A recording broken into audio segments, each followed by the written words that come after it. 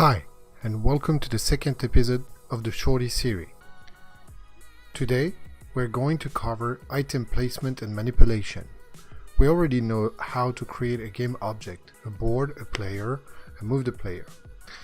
If you don't remember it, please refer to the videos in the cards. First of all, let's clarify the notion of item. An item is an element you place on a board. Technically speaking, it's an object that derives the gamelib.boarditem.boarditem class. Everything on the board is an item. It's really important to remember that. A world, a tree, an NPC, a player, everything. Even an empty cell is a board item void object. That being said, let's immediately see how to manipulate an item. From the board's perspective, there's four important methods.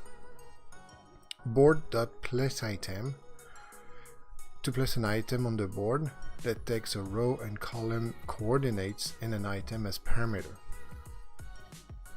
Board.item, that takes row and column as parameter, is used to retrieve the item at coordinates row column.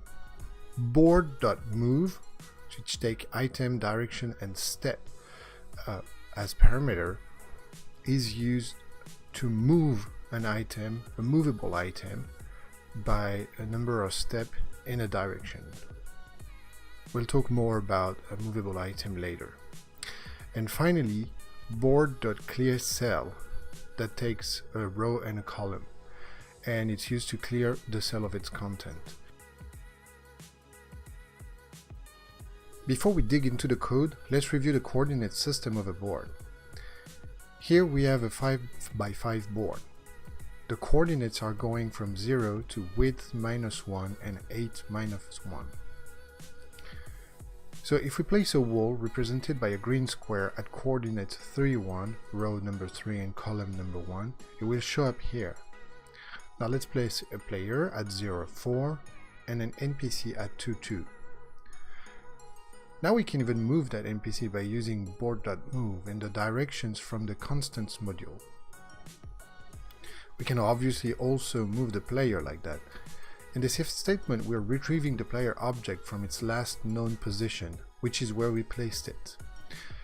And now we can remove the wall. Finally, here is a script that does everything we covered in this shorty. However, this is not really how you should do the game management. Particularly, we should use the game object to manage the boards, player, and NPC. That last point is really important, as it's the only way to accurately manage NPC actuation. Actuation is a term to describe the NPC actions like moving, attacking, fleeing, etc. All NPC can use various types of actuators. This is going to be the subject of its own tutorial. Well, that's all we have for today. Thanks for watching.